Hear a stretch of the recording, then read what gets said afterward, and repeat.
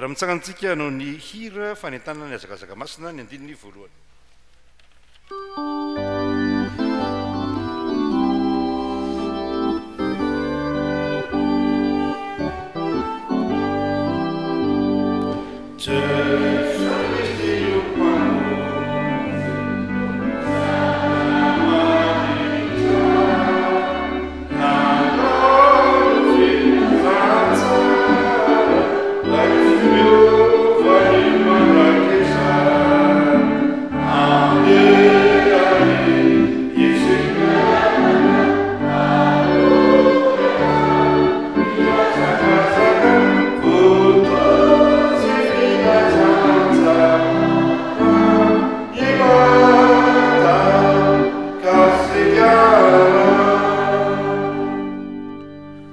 Alady voalohany manaraka ny epifania ity alady ity, alady faharoa ao anatin'ny taona 2024 dia tonga eto isika miara mivavaka manome voninahitra an'Andriamanitra ho aminareo ny fahasoavana sy ny fiadanana fi amin'Andriamanitra raintsika sy Jesosy Kristy tompontsika. Amen. Satria moa liturjian'ny fiderana no ampiasaintsika dia avitrantsika dia manomboka izany amin'ny alalan'ny hira fiderana.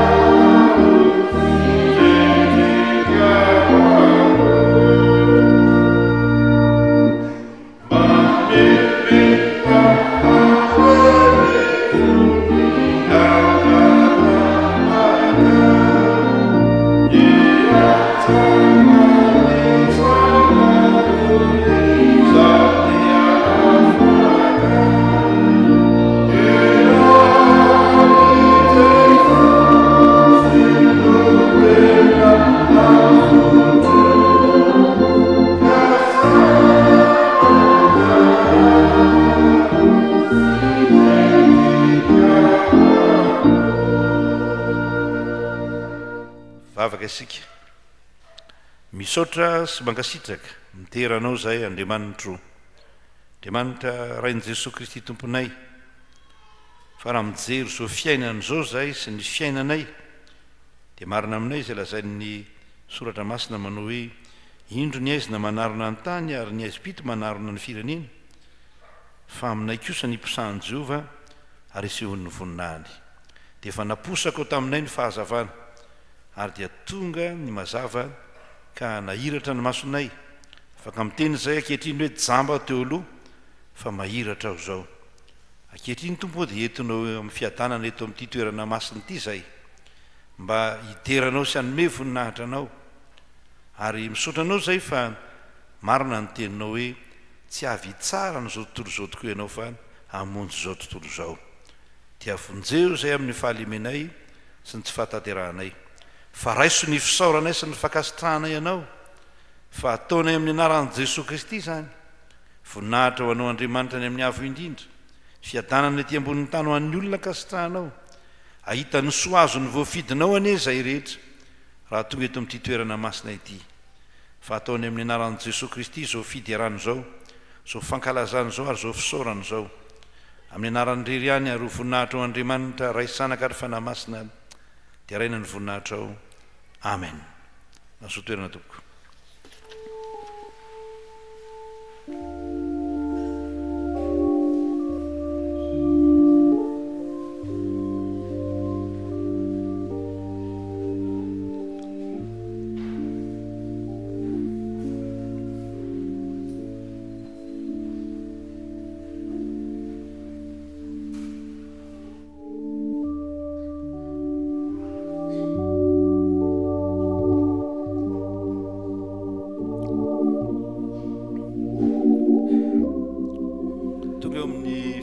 Ny raharan'ny fiangonana sika satria liturjian'ny fiderana moa no ampiasaina androany aorianany filazana raharam-piangonana dia misy raha rososina tanterahantsika ny anankiray dia ny fanoloran-jaza fa ny faharoa dia ny fiarabana ny mpianatra mizatra raha eto amin'ny fiangonana takanefa fandraotsika eto amin'izao fiangonana misy atsika izao ndavary.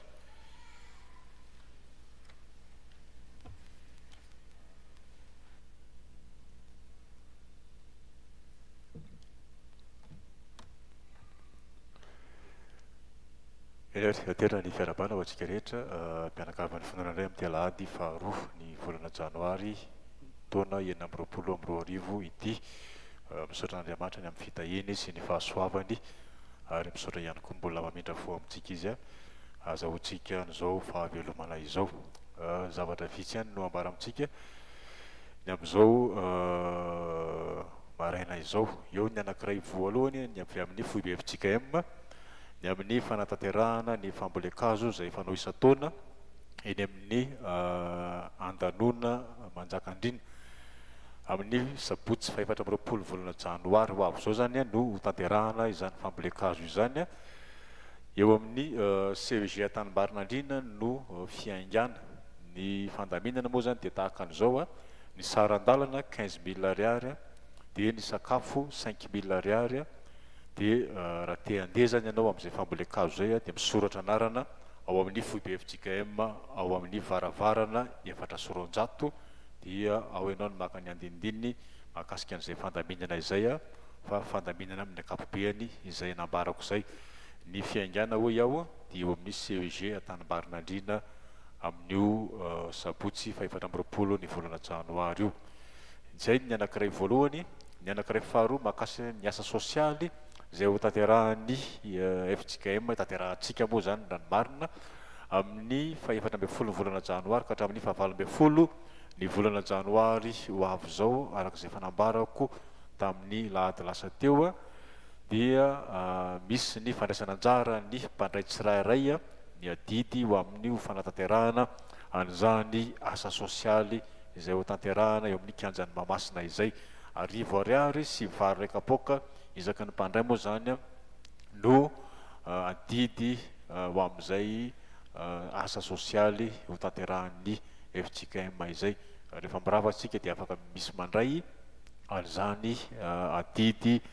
ho an'ny mpandray izany ao ivelany ao zany eo amin'ny akany eo. Zay no mahakasika an'ireo raharaha ny ivelany. Fa ny atao anatin'ny fiangonantsika kosa dia ny sampanelala kristianina ny fivoriana raha hariva tahaka ny fanao isaky ny alady faharoa miantso ny mpikambana zany ho tonga raha hariva amin'izany fivoriana izany. Ny sekolelady amin'ny alady heriny ilay fivorian'ny komity fa tsy raha hariva akory amin'ny alady heriny zany amin'ny 3 ora tolakandro. Ny komity moa zany dia ny ray aman-dreny, ny sakaiza, ny mpampianatra, ny mpianatra dia ireo zany no antsoina ao anatin'izay fivoriana izay. Ny manaraka ny fandaharam-potoana eto amin'ny fiangonana amin'ny lahady ho avy zao moa zany dia mikatona avokoa ny fiangonana rehetra noho ilay fanompoam-pivavahana ho fiombonana izay ho tanterahana ery amin'ny collegium ery Analamahitsy. Mikatona avokoa zany ny fiangonana eto Antananarivo. Tahaka izany koa isika zany mamonjy eny isika miara-miombom-bavaka ho amin'ny fitondranam-bavaka ny filohan'ny FJKM. Eo ihany koa ny fitondranam-bavaka ny asa ny fotoam-piasana 2024. Ny alahady 20 ny volana janoary kosa fotoan-dehibe eto amin'ny fiangonantsika isaky ny alahady mamarana ny volana janoary fanokanana ireo mpianatra katekomenina dia miditra indroa isika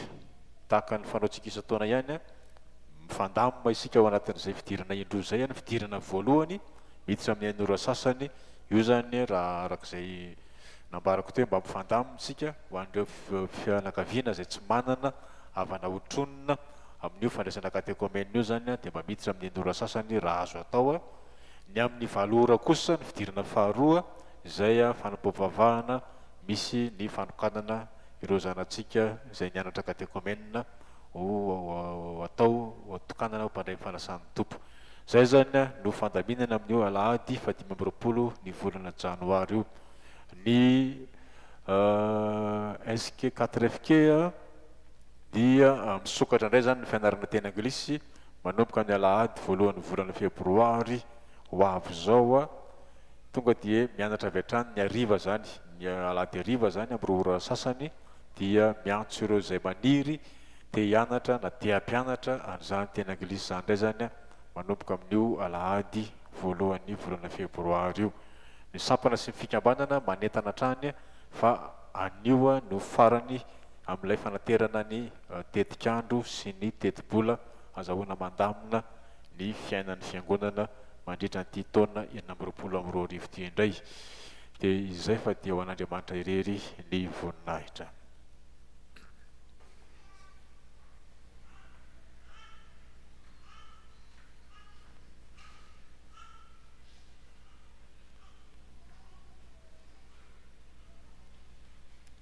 Manoso tsikeravana malala makeo amin'ny fanoloran-jaza izao ny valonjato andininy voalohany sy ny faharoa no irantsika dia hiakatra ny ray aman-dreny ndavary.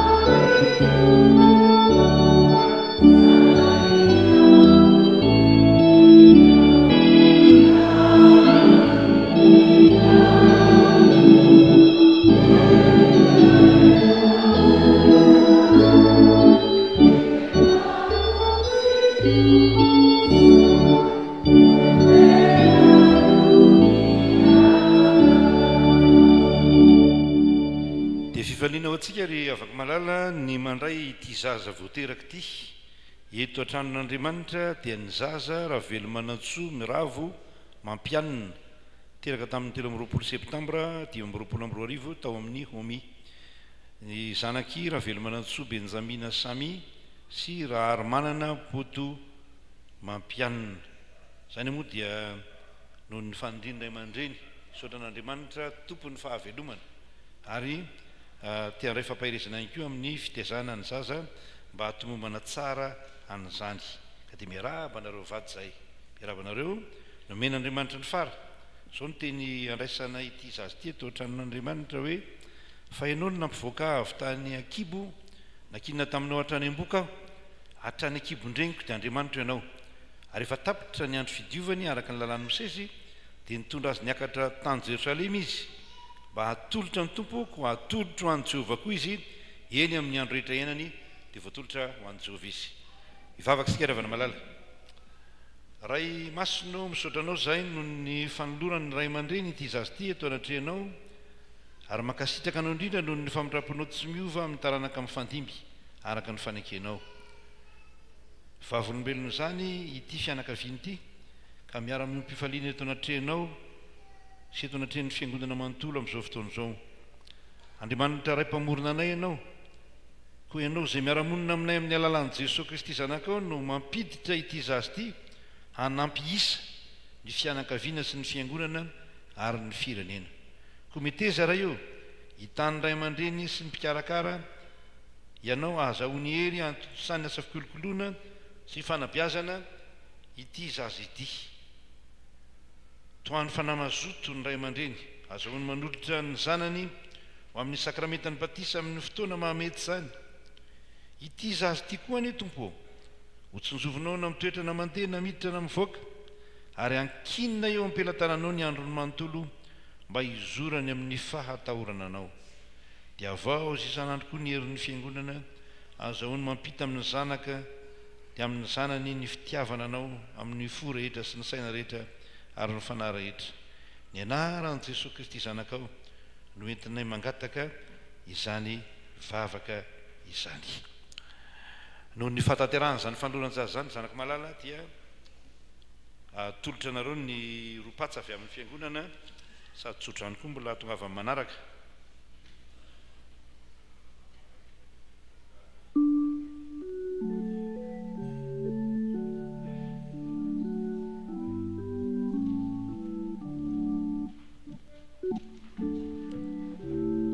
Amin'ny fotoana mamety azy moa dia hoentina ny zaza atao batisa araka ny fomba ny fiangonana.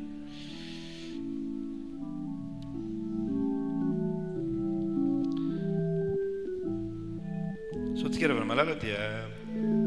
iaraba ny zanaky ny fiangonana, zanaka fiangonana daholo moa rehetra iny mpiomana mpitandrina eny amin'ny toeram-panomanana nalefa ny toeram-panomanana hanao fisaran-draharaha eto amin'ny fiangonana.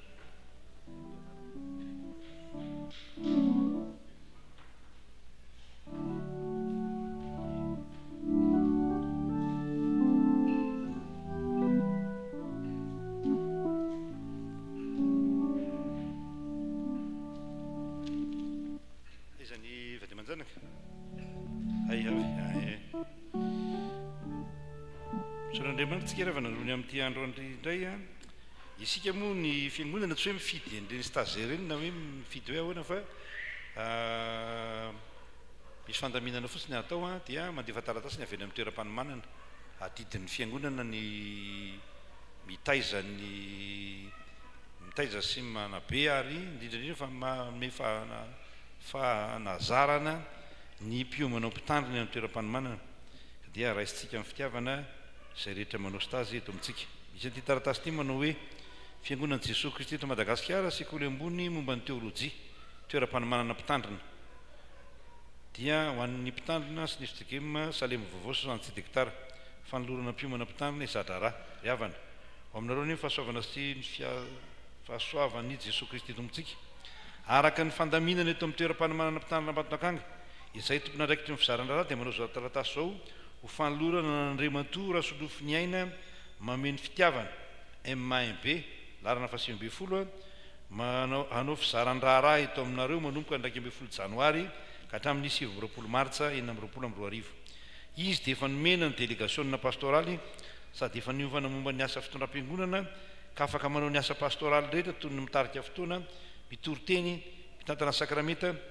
manamasina mariazy, mampiofana sampana. Marina fa amin'ny fotoana izay laniny isian'ny fianarana izay asa atao ety amin'ny toeram-panomanana dia tsy maintsy manatrika izany izy amin'ny mampiomana azy. Misaotranareo mialoha Riavana amin'ny fanekena andray aza-pitiavana sy ny fahavononareo hanampy azy atotosa zany fiara-miasa sy fitezana iombonana zany. Ny talen'ny toeram-panomanana Razafiny Rakoto Asinarivo mpitandrina, ny mpandrindra ny fizaran-draharaha Rakotondra Miarana Gilbert mpitandrina. Vavaka sika Riavana malala itsangantsika vavaka. Misaotranao zay nohony amin'ny mpanomponao zay alefa ny toeram-panomanana mpitandrina mba hizadra raha eto amin'ny fiangonana. Adidy manandraikitry ny fiangonana raha teo ny manao zany asa zany. Koa dia ho tsonjovinao any izy amin'ny asa rehetra izay atao ary hiara-miasa tsara amin'ny fiangonana hatanteraka tokoa zany fizaran-draharaha zany mba hahatonga anay hahatonga azy ho tena olon'ny fiangonana tokoa hatanteraka ny asa fanompoana zay takinao ary anondrahanao azy. Dia taio izy mianakavy kely mba hiseho ny voninahitra eo amin'izay ataony na dia amin'ny fizaran-draharaha na any amin'ny fitondrana ny fiangonana. Amin'ny anaran'i Jesosy Kristy no angatahana izany dia raina ny voninahitra ao Andriamanitra raha isanakady fanahy masina amen dia amin'ny anaran'ny fiangonana manontolo no laisainay tanana sy ara-panainareo a tainy Jesosy nareo telo menaka kely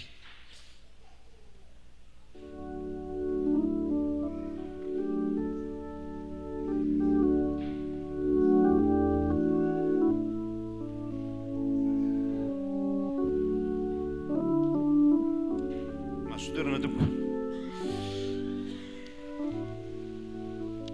dia araka zany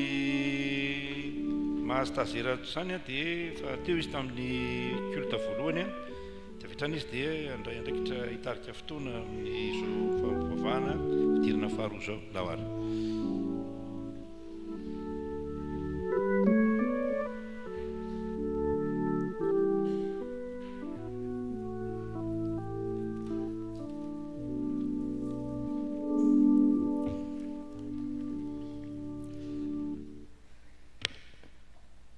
dia riavana isika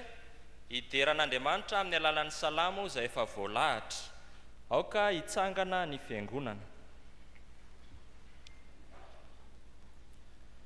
iarahantsika mamaky ny salamo amin'ny anaran'ny Tompo manao hoe mahadio ny fahatahorana an' Jehovah maharitra mandrakizay marina ny fitsipiky Jehovah eny mahitsy avokoa irina no ny volamena ireny eny no ny tena volanena betsaka azy ary mamy no ny tantely eny no ny tantely ny tete avy amin'ny tohitra ary ny mpanomponao dia azavainy ireny amin'ny fitandremana azy misy valiny lehibe ary ny fanatsotsahany dia iza ireny mahalala izany ataovy tsy manatsiny aho eo amin'ny ota tsy fantatra ary ovy ny mpanomponao tsy ho azo ny tasaisay aoka tsy hanapaka izany dia ho marina tokoa aho ka tsy hanatsiny amin'izay fahatsoana lehibe aoka ny teny mivavaka sy ny sainany foko samy akasitrahany eo masonao Jehovah vatolampy sy mpanavitray amen mahazo toerana riavana tonga sady eo amin'ny fotoana izay ankalazana ny ten'Andriamanitra isika izay alohavan'ny fotoana ho an'ny ankizy sy ny tanora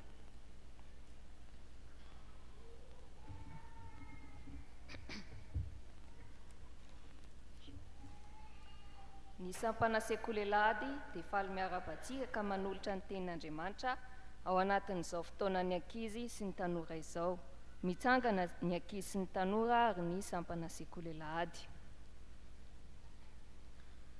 hivavaka isika Andriamanitra misaotra anao izay amin'ny fampianarana izay omenao anay ato anatin'izao fotoana ho an'ny ankizy sy ny tanora izao mangataka izay mba hanamafy sy ampitombo ny finoanay izany amen skafy ny baibolitsika ao amin'ny Jakoba toko voalohany Jakoba toko voalohany andininy faharoa sy ny fahatelo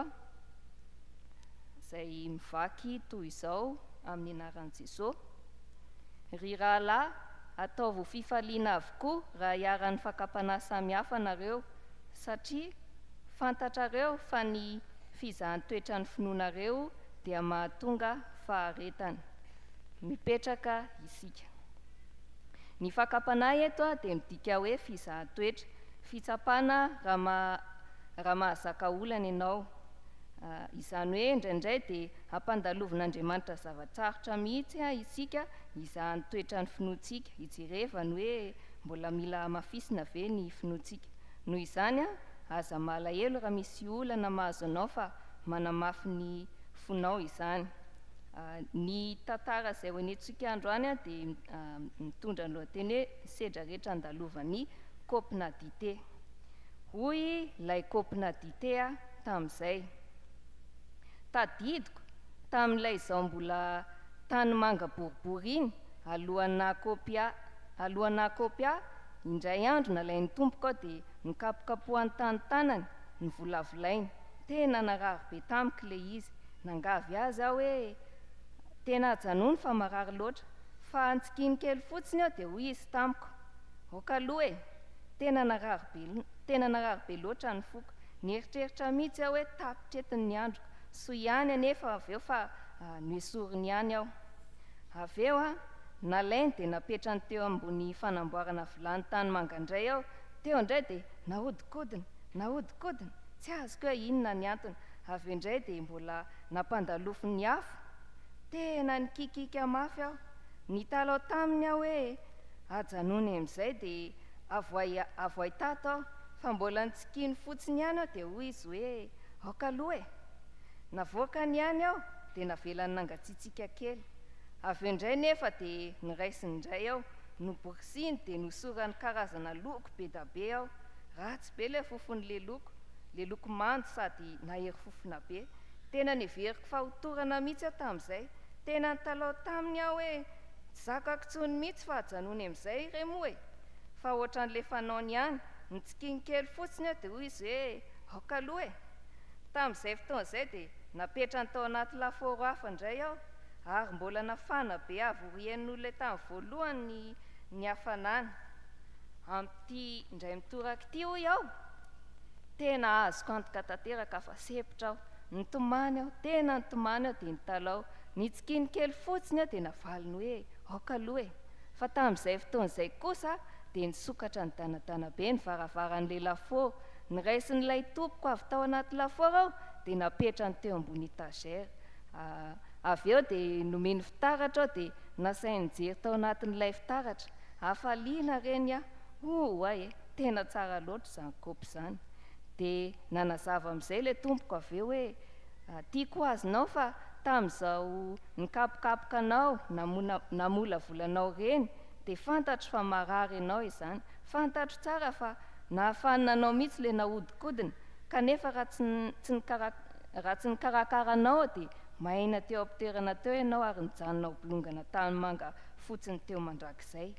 Fantatro fa nanahirana anao ny famotsiana, ny fandokoana, ary ilay laforo faharoa fantatro fa tena saika tsy zakanao mihitsy iny. Kanefa raha tsy nataoko an'ireny rehetra ireny ianao dia tsy vita tsara tareto izao, ary indrindra tsy nahazaka dite mamay fa tonga dia vaky ny parasaka. Ry namako,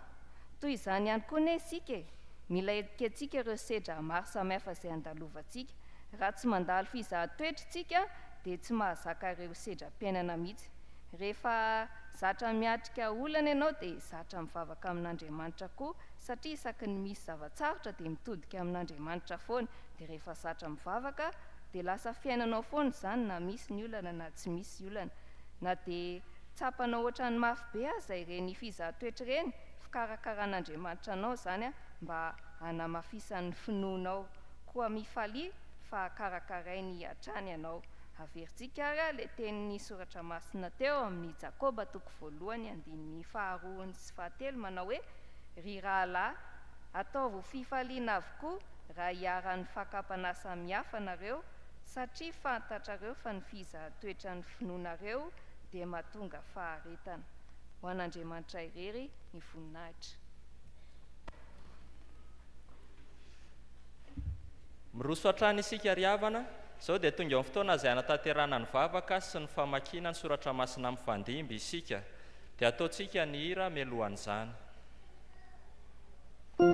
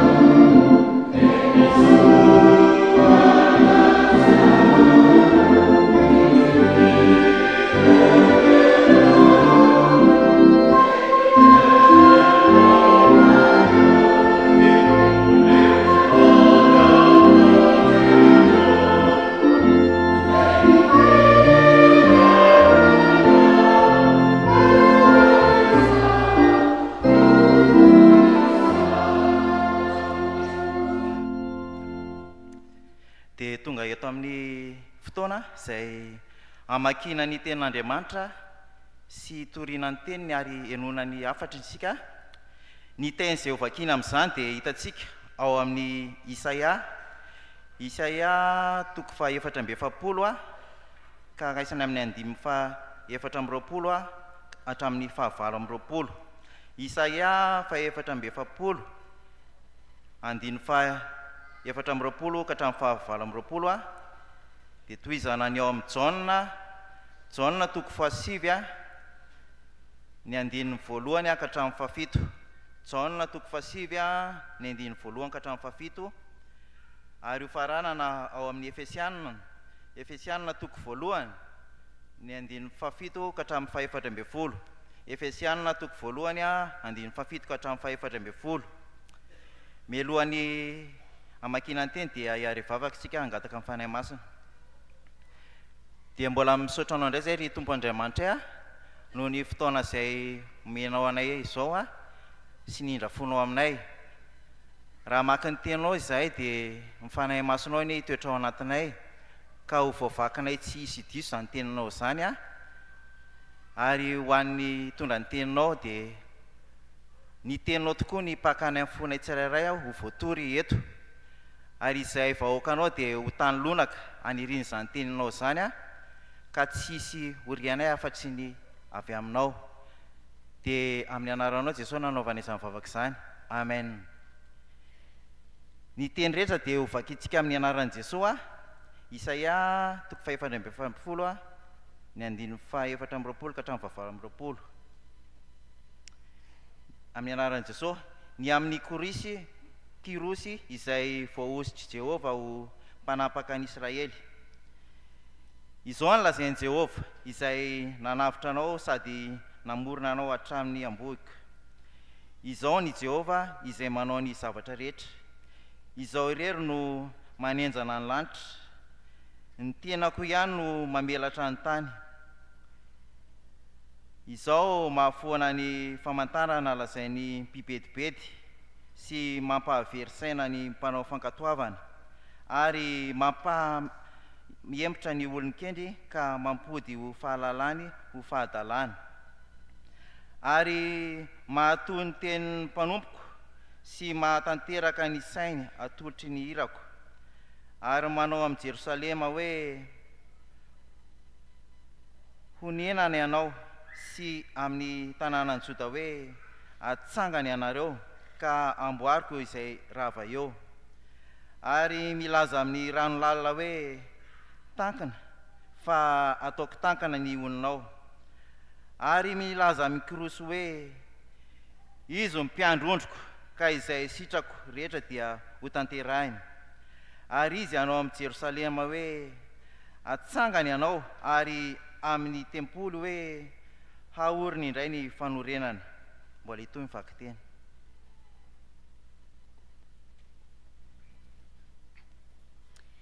Raha nandalo Jesosy dia nahita lehilahy jamba hatry ny fony voateraka. Ary ny mpianany nanontany azy hoe raby ao, iza moa nanota io lehilahy io va sa ny ray aman-dreniny no dia teraka jamba izy? Jesosy namaly hoe tsy io lehilahy io ny nanota na ny ray aman-dreniny fa ny anehoana ny asan'Andriamanitra eo aminy. Isika tsy maintsy manao ny asany izay nanirakay, ary raha mbola atoandro avy ny alina ary tsy nahazo miasa ny olona. Raha amin'izao tontolo izao aho dia fahazavana izao tontolo izao. Rehefa nilaza izany izy dia nandrora tamin'ny tany ka nanao feta tamin'ny rora, dia nahosi ny mason'ilay jamba ary hoy izy taminy, andeha sasao ny masonao any amin'ny farihy Siloama izay atao hoe raha adika ny raina. Dia lasa izy ka nanasa dia niverina nahiratra. Izy no ananantsika fanavotana amin'ny rany dia ny famelana ny fahadisoantsika araka ny haren'ny fahasoavany izay ataony be ho antsika amin'ny fahendrena sy ny fisainana rehetra. Rehefa nampahafantarina zava-miafina amin'ny sitrapony isika araka ny safidiny izay nikasain'ny tenany, ahatanteran'ny fitondrana atao mandra-patapitry ny andro voatendry, anangonany ny zavatra rehetra ho iray ao amin'ny Kristy, na ny any an-danitra na ny etỳ an-tany dia ao aminy. Ao aminy koa ny nanaovana antsika ho lovany, rehefa notendrena raha teo izy sika araka ny fikasana araka fikasan'izay mafeny zavatra rehetra araka ny ankasitrahany fony mba ho fiderana ny voninainy izay nanantenany Kristy raha teo ao amin'ny koa ianareo rehefa renareo ny tenin'ny famarinana dia ny filazantsara ny famonjenanareo eny ao amin'ny koa ianareo rehefa nino no nasiana tombokasehoan'ny fanahy masina araka ny teny fikasana izany fanahy izany no santatry ny lovantsika ao amin'ny fanavotana ny olona izay nalaino amin'ny tenany ho amin'ny fiderana ny voninainy ray masinao manamasinana ny fahamarinana teny fahamarinana koa satria moriavana rehefa lady faharoa toy izao dia ny litorjian'ny fiderana no arahantsika ka nelanelany toroteny zany isaky ny fizarana dia mandray anjara hira ny atoko-pihira dia mananjara hira roa avy zany ny atoko-pihira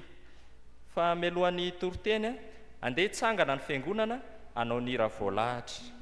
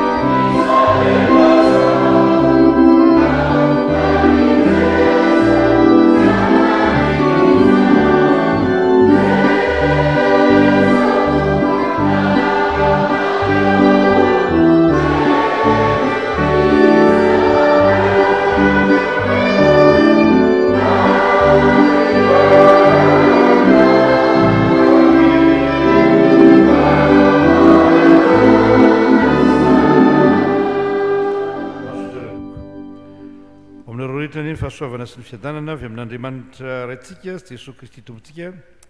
Ny toriteny dia alaina avy eo amin'ny jauna filazantsara araka ny jauna toko fahasivy andininy fito voalohany mihira avy hatrany ny antoko-pihira voalohany dahara.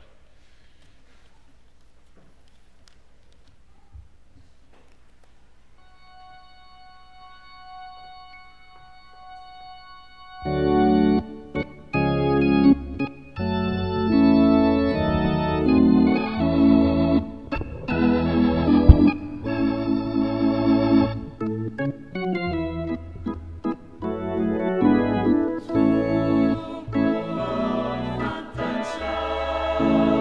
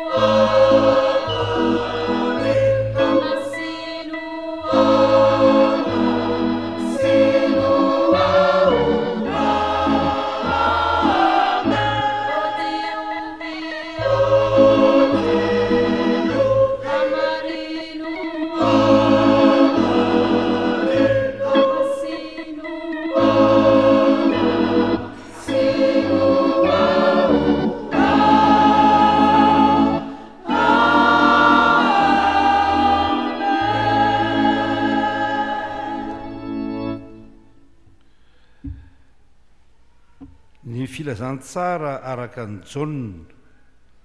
ny toko fahasivy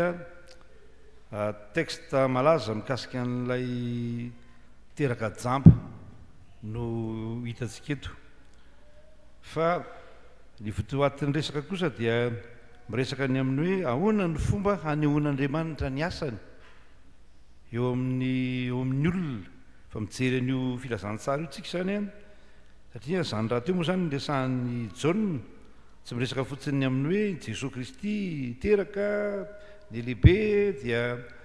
Jesosy Kristy notezaina tany Nazareta na tany Galili fa ary tany Galili fa Jesosy Kristy miasa maneho ny asan'Andriamanitra mahagaga ahoana ny fomba hanehoany an'izany asan'Andriamanitra zany ny zavatra hitantsika ato anatin'ity texte ity dia zao misy foana ny fijerin'ny olombelona fijerin'ny mpianatra moa zany ny zavatra anankiray mitranga hoe inona ny anton-javatra inona no anton-javatra miankina amin'iza iza ny nanota no de teraka jambo ty lehilahy ty ny ray aman-dreniny sa izy tenany matetika moa zany ny toe-tsaina ananan'ny olona dia mitady olona tompona andraikitra hoe iza ny diso na dia tsika kristianina koa aza dia manana an'izany toe-tsaina zany indray io ny vokatra hita fa iza ny diso ao anatin'izany Andriamanitra nefa araka ny teniny Jesosy Kristy moa zany hoe tonga izy mba hamonjy zao tontolo zao fa tsy tsara n'izao tontolo zao dia na dia aronan'ny mpianatra makany azy Jesosy manao hoe ahoana no na inona no nahatonga n'ity fahajambany ity dia tsy nironana akany mihitsy ny tompo fa maneho kosa ny fahefana lehibe zay ananany eo amin'izao fiainana zao ananany eo amin'ny faharavana eo amin'ny fahasimbana eo amin'ny aretina ary hitazantsika zany eo amin'ilay Isaia 4:40 ny fahefan'Andriamanitra zay afaka miteny hoe tankina matsan'ny rano tankina ny famaky an'io zany tankina matsan'ny rano dia tankana tokoa zany atao hoe tankana moa zany dia hoe maina tanteraka zany ary rehefa misy zavatra rava dia Andriamanitra miteny hoe mitsangana na hoe atsangano dia mitsangana zany eto zany dia ho amin'ny fahasoavana no fanehoan'Andriamanitra ny asany fahasoavana tsy miankina amin'izay olona jamba tsy miankina amin'ny ray aman-dreniny tsy miankina amin'ny olo-kafa fa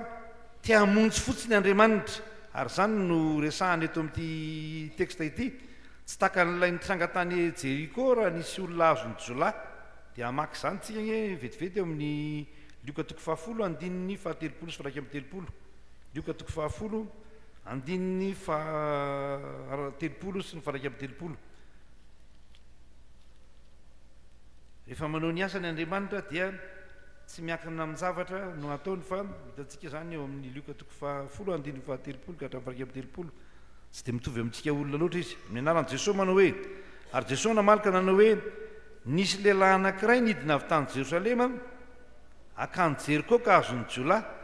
dia nindahany ny lambany sady nokapohiny izy dia nilaozany rehefa saiky maty ary sendra nisy mpisorona anankiray nidina tamin'izany lalana zany ary raha nahitana lehilahy izy dia naninona azy izy nandalo azy salany miteny zany hoe ianao ny tia nefitra tiako tsovy daroany jolahy ianao tsy vonoana ianao sara mitiany metsiny ny hafa dia nandalo fotsiny i Jesosy tsy mandalo fotsiny amin'ny toe-javatra mitranga eo amin'ny fiainan'ny olona fa tia hamonjy azy ary zay no tonga noteny hoe natonga azy niteny hoe tsy io lehilahy io no nanota tsy any ny problema tsy any ny olana na ny ray aman-dreniny iny nanota fa manehoana ny asan'Andriamanitra Andriamanitra zany dia maneho ny asany eo amin'ny zavatra manahirana ny olona tia hamonjy ny olona Andriamanitra ary zany ny zava-dehibe ataon'Andriamanitra eo amin'ity texte ity aiza Andriamanitra miasa eo amin'izay sahirana eo amin'izay misedra ady sarotra eo Andriamanitra ny miasa valiteny miabo zany ity mamelombelona ny fanantenana ao amin'ny olona zany Andriamanitra miasa amin'ny fahasoavana tsy hoe manongotra ny antony za mantsy ny ataon'ny olona zany lotsika ny olombelona zany ny zavatra anankiray mitranga dia misy antony ary mba ahasitrana ny olona mba hanafaka ny olona ao anatin'izany dia isorona ongotana ny antony eto zany tsy antony akory tsy hoe antony avy amin'ny olona akory fa natiora teraka jamby izy natiora ary inona no natioran'ny olona mpanotany olona zany natioran'ny olona io le antson'ny teolojiana hoe péché originel mijanona miraikitra amin'ny olona ny mampanota azy sainga ao amin'izay mampanota azy zay ao no miasa Andriamanitra ary zay natao hoe fahasoavana no namonjena anareo omen'Andriamanitra maimaim-poana ny famonjena fa tsy ankininy aminao tsy ankininy amin'ny hafa tsy ankininy amin'izaniza fa izy mamonjy fotsiny-tsotro zao rehefa miteny izy amin'ny rano hoe tankina dia tankina io fa miteny izy amin'ny rava hoe mitsangana dia mitsangana io ary takany tamin'ny voalohany zany eo Genesis toko voalohany moa rehefa miresaka Andriamanitra dia hoe ary Andriamanitra nanao hoe misy mazava dia naninona ozy izy dia nisy zany taka izany koa ny endriky ny famonjena zany natao hoe fahasoavana izay omen'Andriamanitra ny olona ka Andriamanitra tia hanome fahasoavana eo no fanehoan'Andriamanitra ny asany eo amin'ny fahasoavana tsy eo amin'izay fotipotitry ny fiainan'ny olona hoe inona ny nataony natonga azy mpanota inona ny nataony natonga azy ho tahako zao na tahako zatsy fa Andriamanitra miasa fotsiny-tsotro zao fa fony mbola mpanotsika dia maty hamonjy antsika Kristy tamin'ny fotoan'andro zany ie ny fahasoavana zany hoe fahasoavana ka Andriamanitra zany miasa ho fahasoavana eo amin'ny fiainantsika ndao mihira indray nareo ary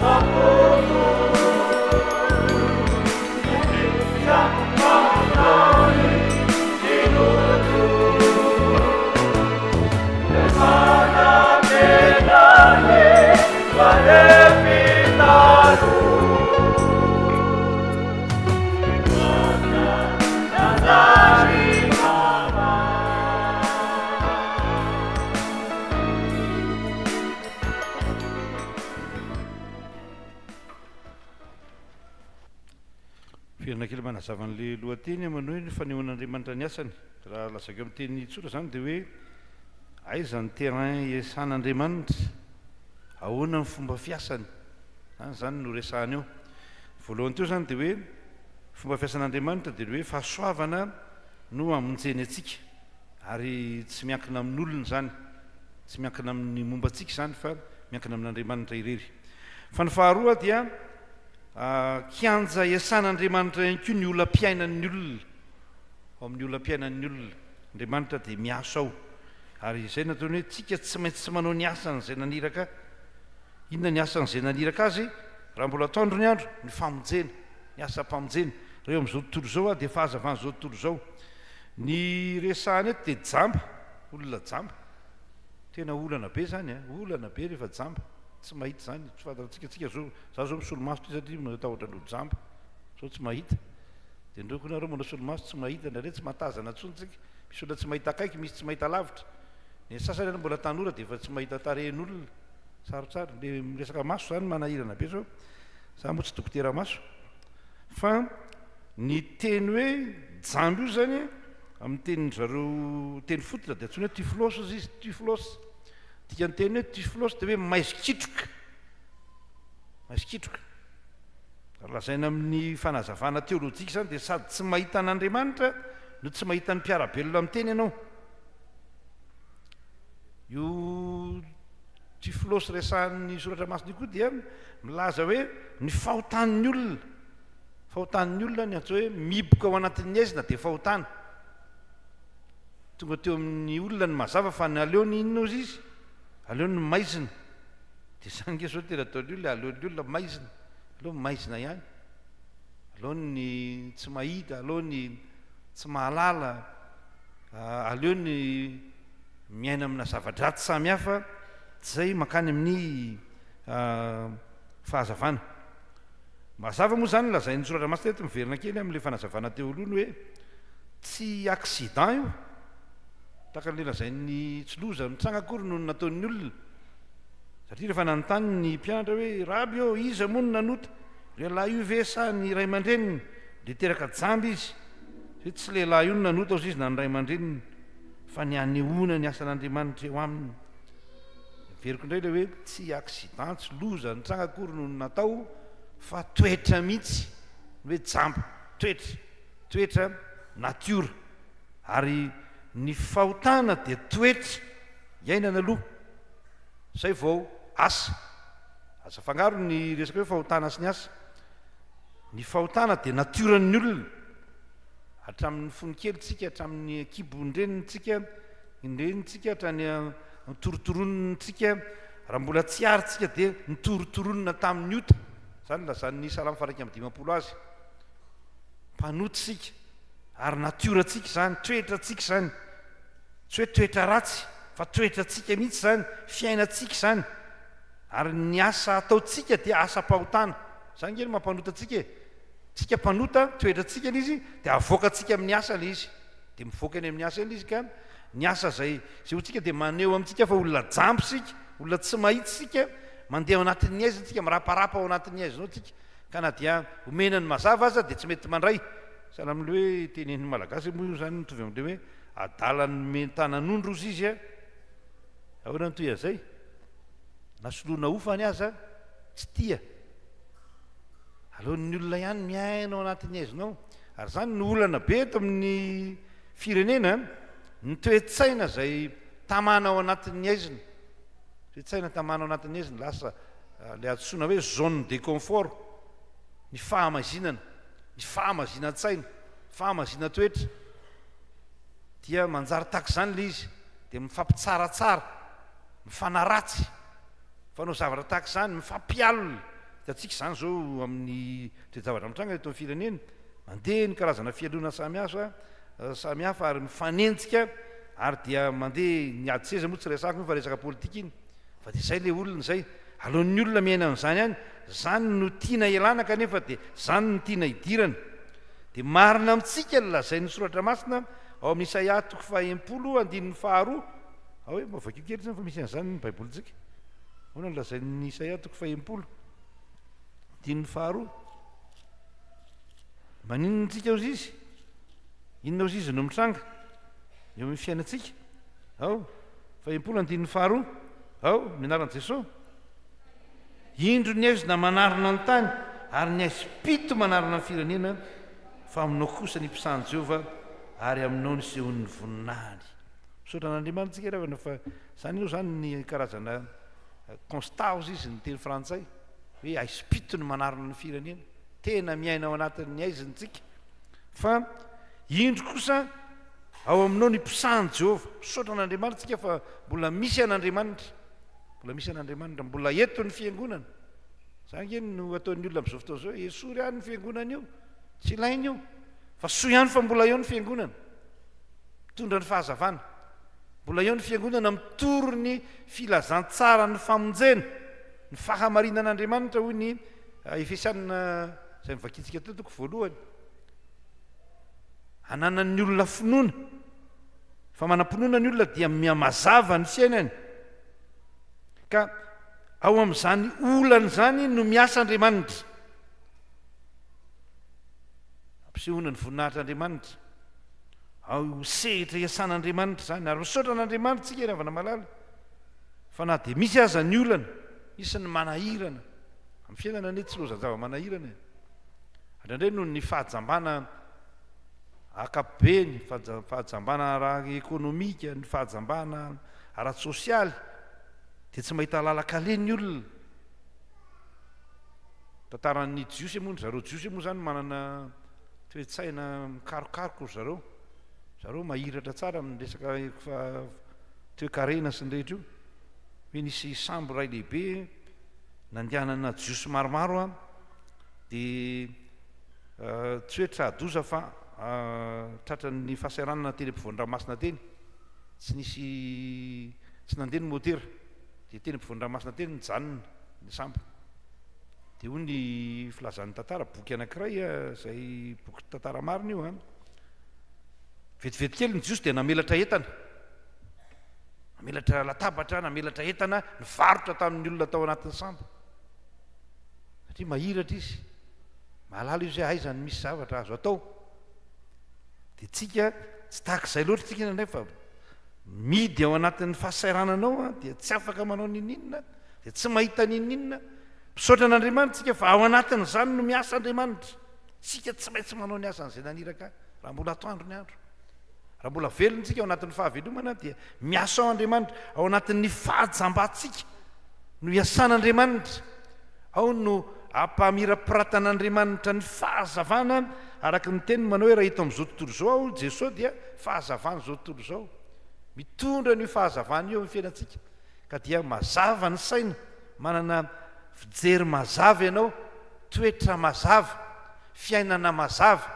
ary rehefa mazava ny fiainanao satria voavonja ianao dia miova daholo ny zavatra rehetra manodidina anao jereo tsara amin'ny alintsika rehefa maizo ny andro iny indray tsy dia tena na zavatra mahazatra anao zao azy ao an-tranonao na tokotaninao dia misy zavatra mampisalasala anao foana fa rehefa tonga ny mazava tonga ny masoandro dia mazava aminao daholo hoe atsika ny lalana makatsy ity no hidiny trano atsy ny makany anefitra atsy ny zao mipetraka etsy ny fitoeran'ny sakafo etsy ny fitoeran'ny le vilany sy ny lovia satria mazava zany lalana alehanao zany ny atao hoe miasa Andriamanitra miasa dia Andriamanitra mampiposaka ny mazava ao amin'ny olam-piainanao Andriamanitra mamaha olana zany Andriamanitra tsy mijerijery fotsiny fa Andriamanitra mamaha ny olam-piainantsika ary terrain iasan'Andriamanitra zany olam-piainantsika zany aza matahotra satria no tenenan'ny soratra masina hoe aza matahotra fa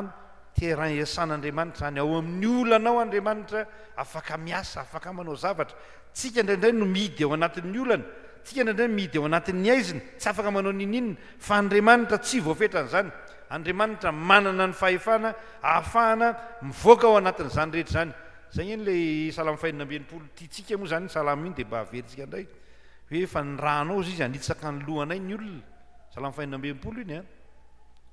fa indro izy zay no entina mivoaka tamin'ny fitahina mahatretrika voahitsaka ny tapon-doha ianao mandalo fahasairanana mafy ianao fa fambaraka enatra eo amin'ny fiarahamonina fa tsy mamelana reny Andriamanitra ao mihitsy Andriamanitra no miasa mihitsy Andriamanitra miasa i Paoly fa nitantarako tety any ity fa fantatra roa teo moa zany i Paoly dia mpitory ny filazantsara na vita voyage nahita diny telo be zao nanerana saky nanerana an'izao tontolo zao fa ty rangahy ty moa zany manana aretina mitaiza marary maso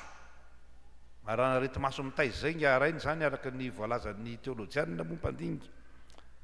dia efa nangataka intelo tamin'ny tompo izy mba hisonona amiko ny tsilo fa mety marary azy aman'io masony io fa tsy nety ny tompo ampoanao ny fahasoavako dia ahoana toy an'izay fa ny heriko dia tanterahana amin'ny fahalemena zay neny Andriamantsika misy fahalemena misy tsy fahatanterahana misy olana fa afaka miasa trany izy eo anatin'izany rehetra zany fa tsy voafetrana zany ny Andriamantsika ity rangahy ty jamba ny mpianatra mieritreritra hoe inona moa no tena antony zany fahajambany zany raha fantana mantsy ny antony dia moramora no manala ny antony rehefa isorona ny antony ny aretina anankiray dia sitrana ny aretina tataka izany any angamany no tao an-tsain'ny mpianatra fa Andriamanitra tsy mila mamantatra akory ny antony fefa mahalala raha teo ary afaka miasa ao anatin'izany mety manana problema ianao misy antony matoa nisy problema amin'ny fiainanao misy antony matoa misy problema amin'ny tokantranonao amin'ny fianakavianao Andriamanitra ry havana malala dia afaka miasa ao anatin'izany ary zany ny fifalitsika zany ny fifalitsika Andriamanitra miasa ao anatin'ny olona-piainana Andriamanitra mijery atsika Andriamanitra miady ho atsika Andriamanitra mampandresy atsika dia mahireza ry havana malala ireo indray ny iranareo rakizy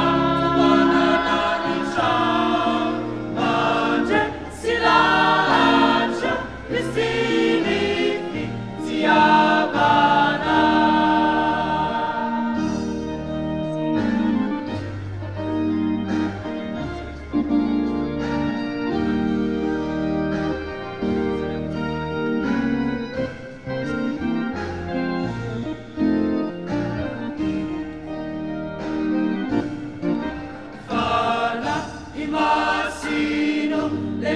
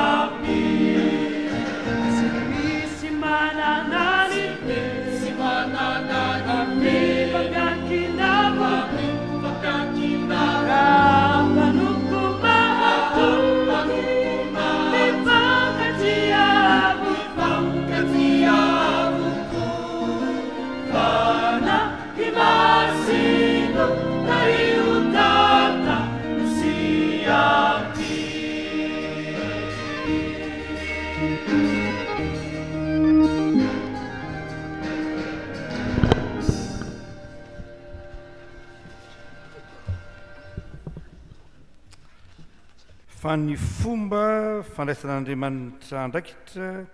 na ny fomba fiasan'Andriamanitra na ny antsoina hoe fanehoan'Andriamanitra ny asany piseho amin'ny endrika fahatelo eto dia andeha aloha vakitsika ny andininy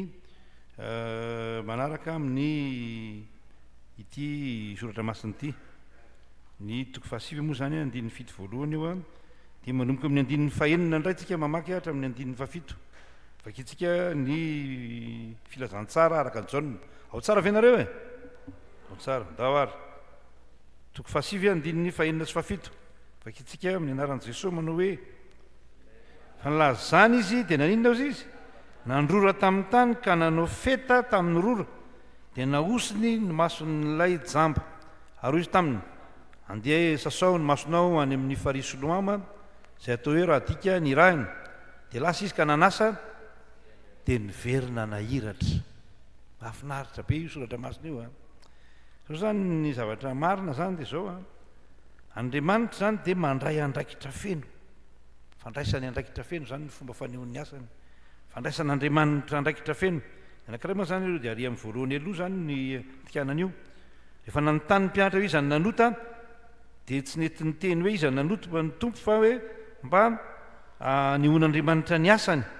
Andriamanitra zany tsy manilika andraikitra amin'olona zany na oviana na oviana tsy manilika andraikitra Andriamanitra fa mandray andraikitra Andriamanitra ary tsy vitany hoe mandray andraikitra i Jesosy Kristy fa mampiasa ny zava-misy mampiasa ny zava-misy izy iny zany tsy mitady ny tsy misy ny tompo a Andriamanitra zany tsy mitady ny tsy nisy inona ny nisy ny rora ny nisy ny tany ny nisy dia nampiasainy zany tsy zany tsy miteny aiza misy jus de carotte anamboaraka ny mason'le zalady dia aiza misy fanafody atao amin'ny mason'ity rangaty fa mbaositany izy fa iny nisy ny rora sy ny tany zay aza mirehetrrehetra le avoretrana aloha fa ny tompony manao an'izany ary rehefa ny tompony mampiasa zany a inona ny zavatra tsaroanareo amin'izany hoe tany zany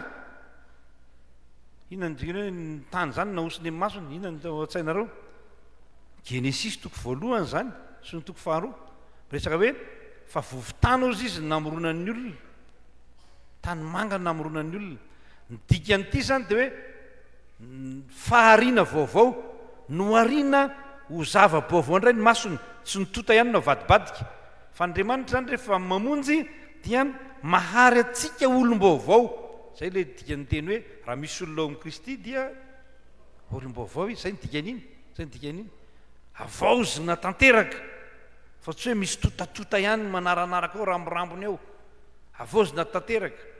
ary rehefa navaozina ny mason'ilay raha namana jamby io dia naninona izy avy eo nahita izy zay ny fandraisan'Andriamanitra andraikitra Andriamanitra zany mandray andraikitra tena miasa Andriamanitra dia naka nafehana vovotany dia nakambany tamin'ny rora dia lasa feta zay ny nahosiny teo amin'ny masony Andriamanitra zany miasa Andriamanitra zany mampiasa zay nananany mba anasitranana ary misy heviny teolojika lavitra be dia hoe ny fahariana vaovao fa tsy zay ihany fa Andriamanitra mandray andraikitra dia manome andraikitra atsika zay ny tena olana eo amin'ity fiainana ity indray tsy te handray andraikitra tsy te handray adidy be dia be ny olona mitsotsoka adidy amin'izao mitsotsoka ny adidy any amin'ny fianakaviana any amin'ny ankonana any misy dia iarahantsika malala zany any amin'ny fianakaviana anankiray na fianakaviam-be anankiray dia misy dia olona tsy manao nininona mihitsy sady tsy andiny tsy hanao tsenjery sady tsy handray adidiny tsy hanao zavatra fa dia mijerijery fotsiny tsy mandray andraikitra tia amin'ny fiangonana inko takizany misy olona mijery fotsiny manome tsiny manondro olona ho tsy mahay na manondro olona ho ratsy ny rehetra fa tsy mandray andraikitra ny tena fandraisana andraikitra dia zao Andriamanitra mandray andraikitra aminao dia maniraka anao izy handray andraikitra zany hoe tsy miandry fotsiny ny mpanompon'Andriamanitra fa mihetsika ihany koa tsika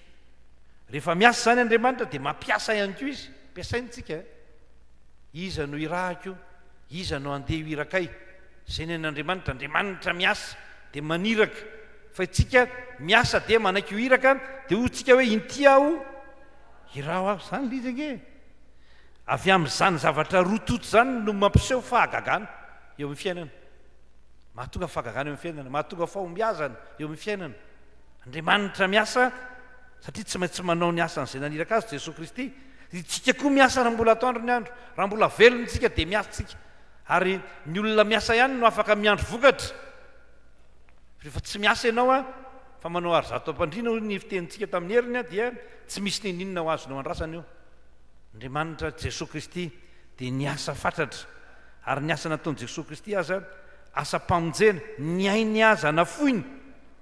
mba ho famonjena antsika. Raha tahak'izay tsy niantona teo amin'ny azo fijaliana ny tompo, fa tonga amin'le tenin'ny Petera mihitsy hoe tsy ho tranga aminao zany e, nanaraka ny tenin'ireo mpanahy rabiraby nilaza hoe midiny eo raha zanak'Andriamanitra ianao ka nidina, dia tsy nisy famonjena ho antsika, fa nanao ny asan'ny tompo ary nahafoy ny ainy dia misy fiovana eo amin'ny fiainan'ny olona. Fitaovana malala, Andriamanitra zany rehefa manao ny asany dia mandray andraikitra izy.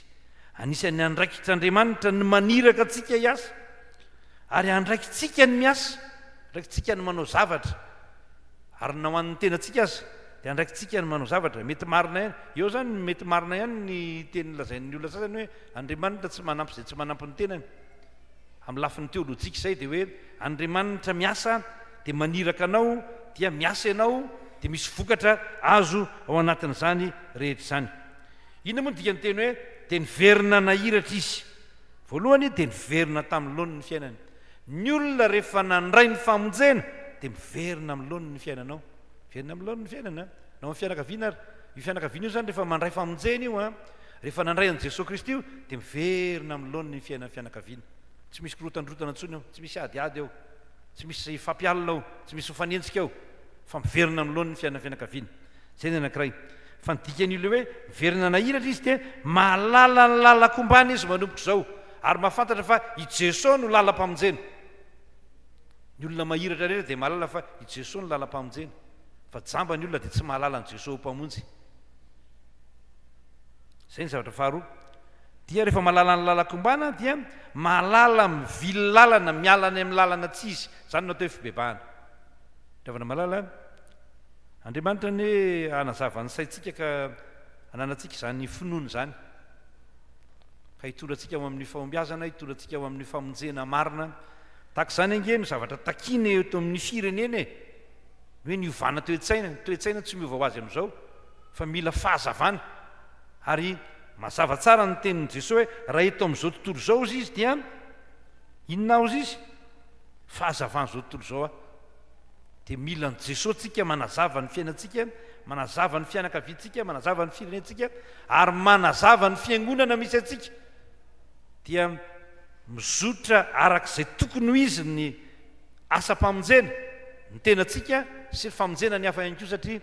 sady ny ranontsika ho voavonjy, natsonontsika ho voavonjy, ny ranontsika mba hamonjy koa amin'ny alalan'ny fitorian'ny ten'Andriamanitra. Rehefa malala dia mahereza ao amin'ny tompo sy amin'ny herin'ny faherezany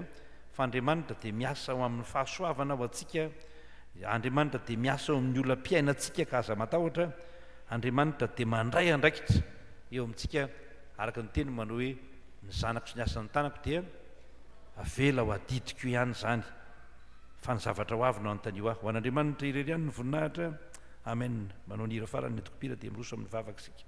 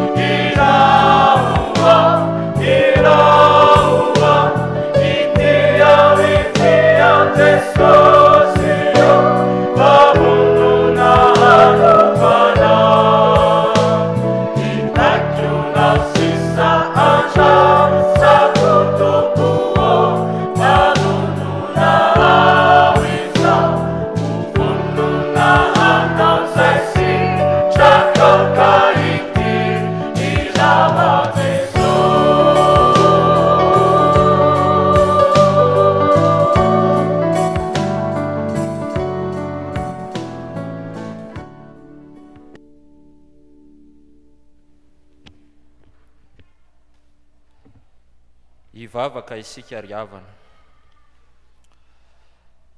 Ry Tompo rainay an-danitro, rainay amin'ny alalan'i Jesosy Kristy ianao. Misaotra anao izahay ankehitriny, fa miteny aminay ianao amin'ny alalan'ny mpanomponao. Misaotra ny amin'ny teny izay nampitondrainao ny mpanomponao. Nampianatra anay fa ianao ilay Andriamanitra mahefa ny zavatra rehetra maneho ny asanao eo amin'ny fiainanay olombelona, mba ho fahasoavana ao anay ao anatin'ny olam-piainana izahay dia miasa eo amin'ny fiainanay ianao. Ianao Andriamanitra ihany koa dia mandray andraikitra feno miany fiainanay mpanomponao. Tompo, misaotra ny amin'ny fitiavanao, misaotra fa tia anay ianao. Dia nanolotra ny zanakao ilay tokana hamonjy anay, hanafaka anay ao anatin'ny fahotana, ahazonay famelan-keloko, ahazonay manana fihavanana vaovao indray ao aminao Andriamanitra. Tompo, ankehitriny izahay dia mangata-pahamelana aminao, ianao ilay Andriamanitra mamindrafo aminay madinika ao. Tompo, ianao miteny aminay hoe sitraniko ny fiemoranareo ary tsy ampandromboniko aminareo ny tavako. Dia mino izany teninao izany izahay, fefarava lay hevitra mampisaraka anay aminao. Dia vita fihavanana aminao Andriamanitra izahay, ka sa mangataka eo anatrehanao. Tompo, ianao Andriamanitra no ametrahanay izao fiangonana, fitandremana misy anay izao,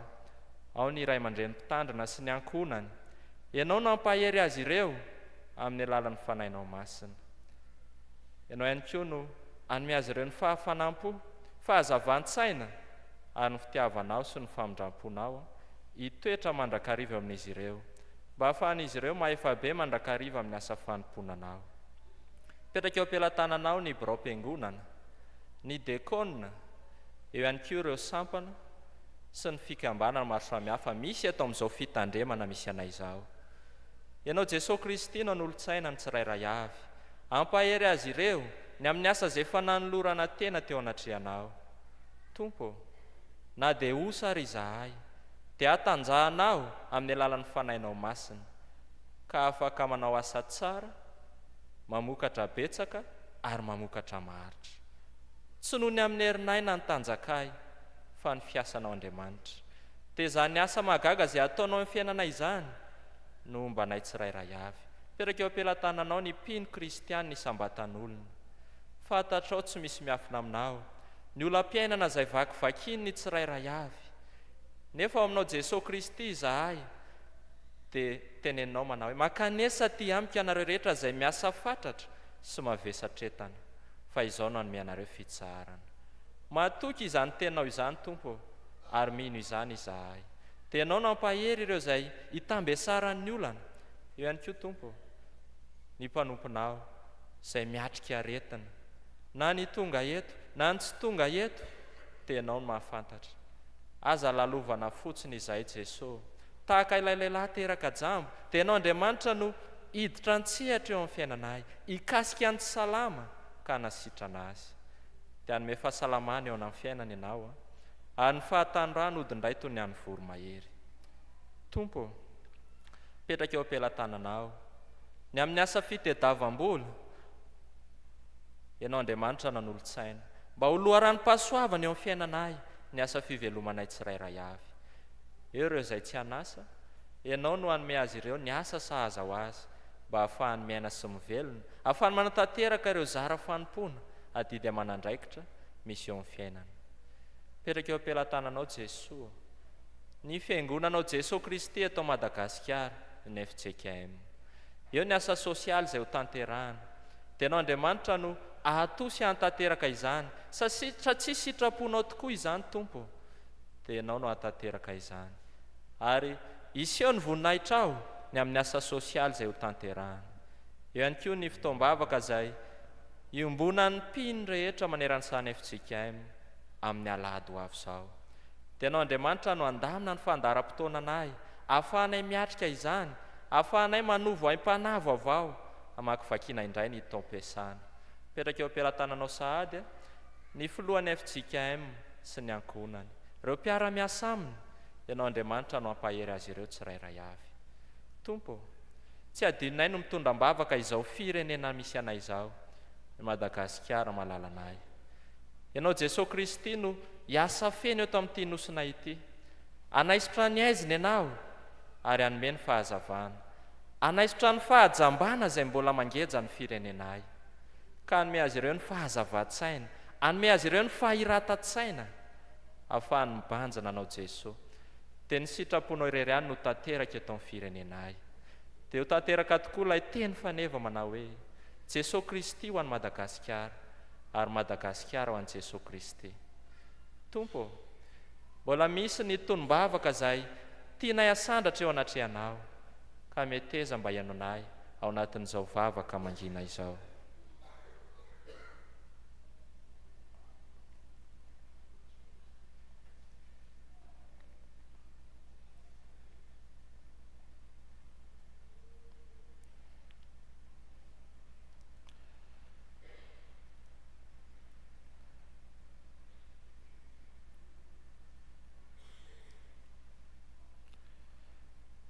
Jesoa,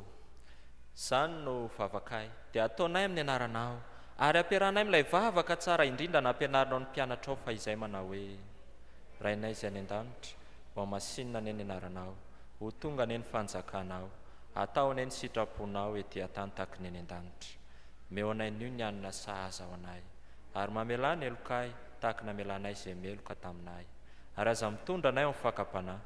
fa manafahanay amin'ny ratsy, anao ny fanjakana sy ny hery ary ny voninahitra mandrakizay. Amen. Eny ry havana malala rehetra ao amin'ny Tompo, dia miarahaba anareo amin'ny anaran'i Jesosy Kristy Tompontsika, arahaba ary ilay nasoavana ny Tompo ho aminareo. Izao tokoa moa izany izahay vao manatanteraka ny fizaran'asa eto anivon'izao fitandremana FJKM Salema vaovao 67 hektara izao, dia faly ny tenanay manatanteraka ny asa fanompoana eto aminareo. Dia misaotra ny amin'ny fandraisana tena mahafinaritra. Misaotra manokana pasteur, ho tain'Andriamanitra ny ianao sy ny ankonanao. Amin'izao ihany koa ry havana, dia misy ny valanaretina izay mianaka eo amin'ny firenetsika, dia ny nendran-drajako izany. Dia ao anatin'izany isika dia ifampiaraba sady ifampirarisoa, tahaka izao izany ilay fiarabana ataontsika hoe fiadanan'ny Tompo amintsika ary ho samy salamana isika mandritry ny taona. Dia raisy tanana eo akaikinao sady tsikitsikio izy, dia tonoany amin'ny fiadanan'ny Tompo sy ny fahasalamana mandritry ny taona.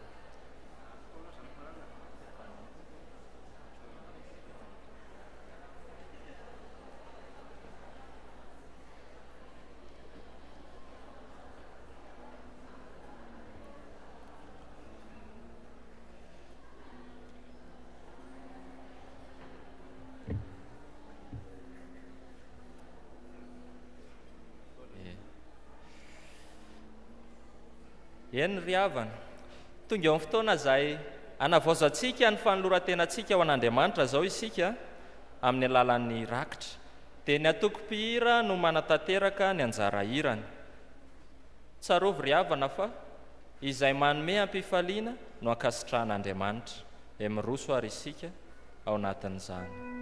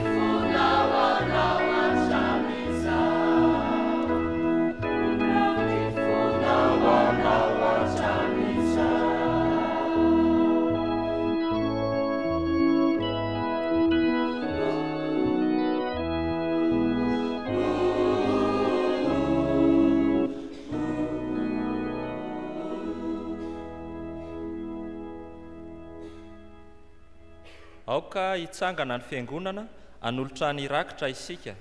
ary tsy hipetraka isika raha tsy efa vita ny tsodrano. Ny rafa voalahatra no hanolorantsika ny rakitra.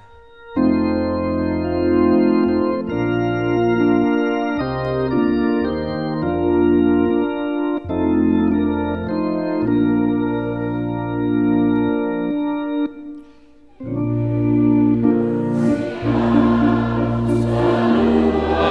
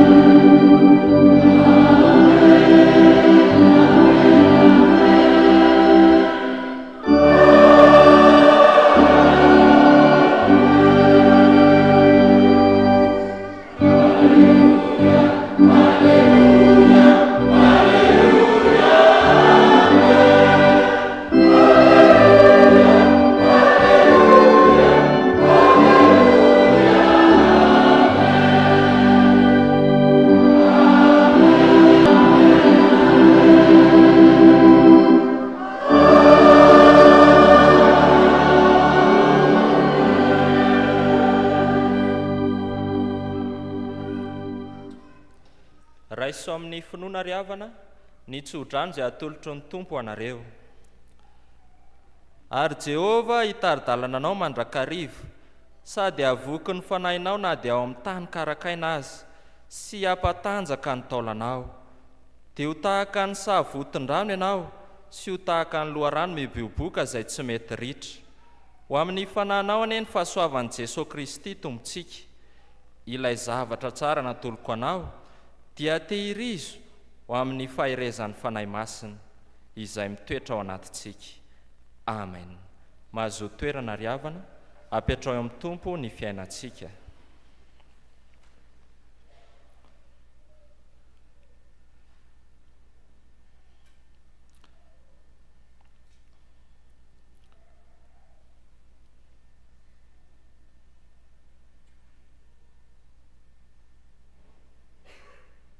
Ho an'Andriamanitra irerianany ny voninahitra amin'ny anaran'ny Ray sy ny Zanaka ary ny fanahy masina. Amen.